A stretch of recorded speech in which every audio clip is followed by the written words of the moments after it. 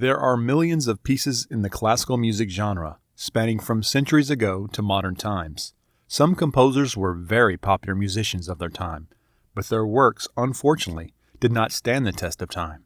However, there are few great composers whose works will be forever treasured by classical musicians and the general public alike.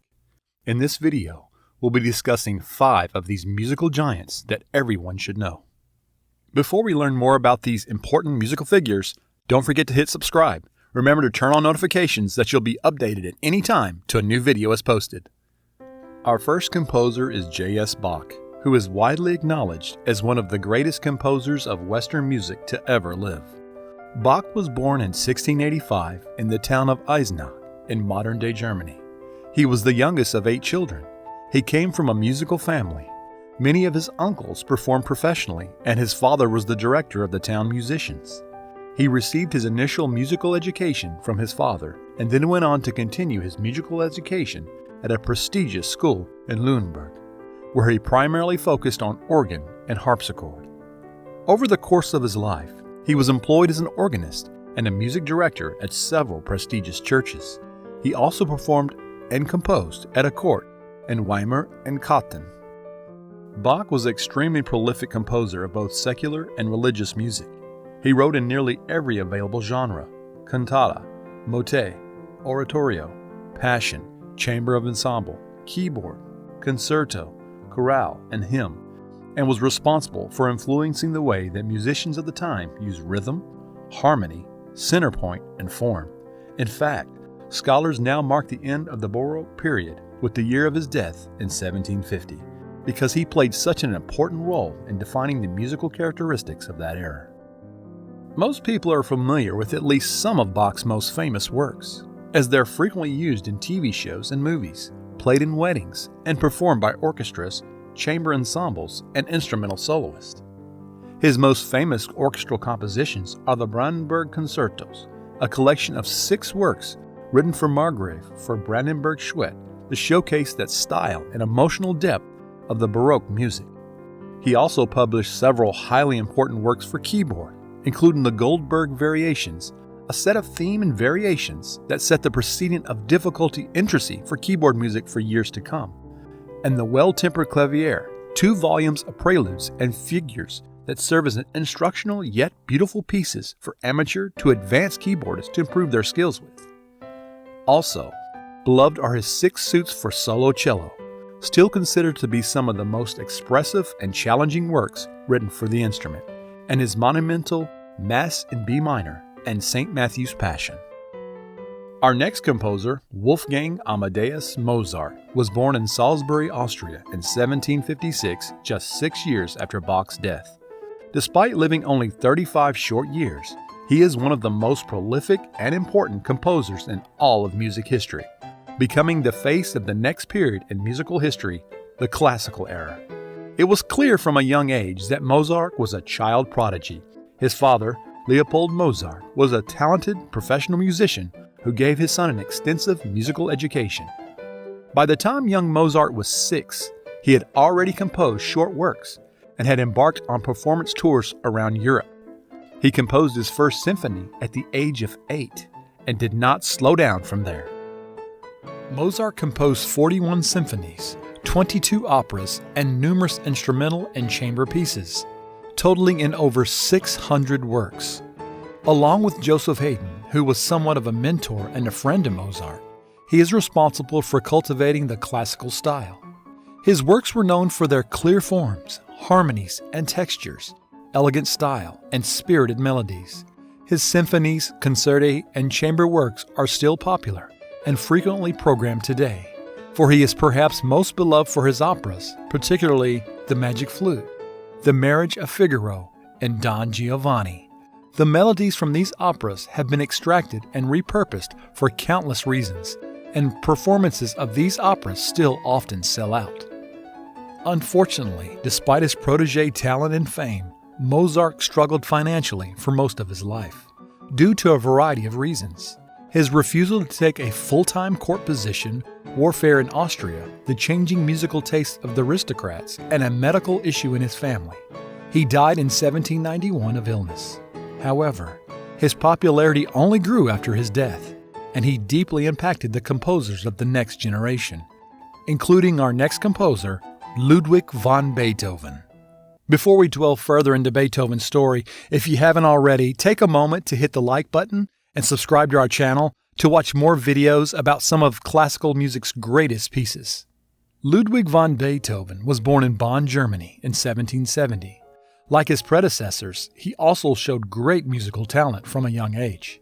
He initially studied music from his father, and then with several local musicians, until he was able to study with Haydn in Vienna, though the composer was also deeply influenced by the music of Mozart, who rose to prominence during his childhood. Beethoven's compositional career can be divided into three distinct periods. During his first period, which lasted until around 1802, the composer was focused on mastering the craft of composition. His music emulated the style and format of works of Haydn and Mozart, though there was already previews of his initiative ideas, as well as his flair to the dramatic. His second period spanned from 1802 to 1812. During this time, he started to develop his personal voice as a composer, which was deeply affected by the personal struggles as well as the political climate in Europe. He became very inspired by the ideas behind the French Revolution and Napoleon's rise to power, though he became decidedly disillusioned with Napoleon once he declared himself emperor.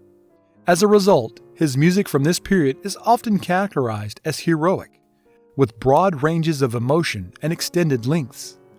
In 1802, Beethoven also had to come to terms with his rapidly deteriorating hearing, as he confronted the reality that he would soon become completely deaf. Knowing this would severely impact his musical career. The composer even contemplated suicide, causing his works to become infused with even more pain and passion. By the time of his third period, which lasted until his death in 1827, Beethoven could no longer hear. This period is marked by highly personalized creative expression and great innovation, though it's unclear on how much of the deviation from traditional harmony had to do with his loss of hearing. Beethoven had a huge lasting impact on classical music. With the publication of the Third Symphony Eroica, he changed the scope of what was possible in orchestral composition in regards to length, expression, and motivic development. His ninth and final symphony was also historic and innovative, incorporating a full choir and a huge orchestra. His fifth symphony was the first major orchestral work to use a piccolo, or a contrabassoon. It also helped popularize the trombone as an orchestral instrument. He also wrote several highly important works for chamber ensembles, particularly the string quartet, and for instrumental soloists, including the 5 piano concertos and countless sonatas. Audiences today will be familiar with the popular works such as For Alicia, Ode to Joy, Moonlight Sonata, and many more. Our fourth composer is Frederick Chopin, an influential performer and composer from the Romantic era, known mainly for his contributions to the piano repertoire. Chopin was born just outside of Warsaw, Poland in 1812. He studied music in Poland until the age of 20, showing great virtuoso talent on the piano and beginning to compose from the age of 7. He departed for Paris in 1830, and soon after he left, the November 1830 uprising struck, changing the political scope and preventing the composer from ever returning home. Though he was renowned for his virtuoso talent, Chopin mainly performed in smaller settings in Paris, such as saloons. He composed primarily for piano, but in numerous forms, including the concerto, sonata, prelude, waltz, polonaise, ballad, mazurka, and many others. Some of his most enduring works include his Nocturne No. 2, his Sonata in B-flat minor, his Scherzio in B-flat minor, and his 24 preludes. These works are known for his innovative forms, unique harmonies, and remarkable difficulty. The composer also demonstrated a great sense of nationalism, despite not being able to spend the time in his native country. Unfortunately, the end of his life was marked by illness, and his performances and compositional output began to wane. The composer died in 1849, but his legacy as one of the greatest virtuoso pianists of all times lives on. Our final composer is Pyotr Ilyich Tchaikovsky, a Russian composer of the Romantic era known for his captivating melodies. Tchaikovsky was born in 1840 in the town of Votkinsk. During his time in Russia, it was not common for people to pursue careers in music, but Tchaikovsky managed to secure an entry to the St. Petersburg Conservatory, which conformed to a Western-style teaching method.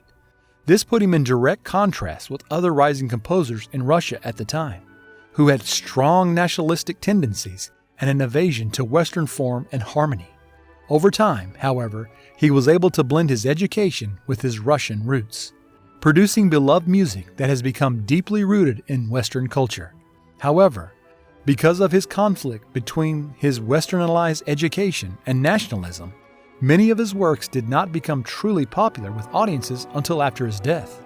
As a result of the harsh criticism of his peers and audiences, family tragedy, and his hidden homosexuality, Tchaikovsky also suffered from frequent bouts of depression and hardship. Perhaps this is the reason his music is so deeply felt and understood by so many people. Tchaikovsky became particularly successful in the ballet genre, producing the three treasured works Swan Lake, Sleeping Beauty, and The Nutcracker. The latter has become so ingrained in modern culture that it's performed by nearly every orchestra and ballet company annually during the holiday season. Tchaikovsky's other most famous works are his Fourth, Fifth, and Sixth Symphonies, which are celebrated for their beautiful tunes, thick textures, and broad emotional scope. His 1812 Romeo and Juliet overtures, his opera Eugene Onegin, and his violin and first piano concertos.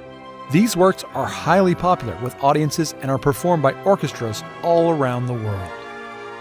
Each of these composers played a monumental role in the trajectory of classical music with their innovative approaches to harmony, melody, form, and musical expression. Their music has most likely infiltrated your life in ways you're not even aware of, and their influence will span decades and centuries to come. Thanks for watching my video. If you enjoyed it and want to see more content like it, please hit like and subscribe. See you next time.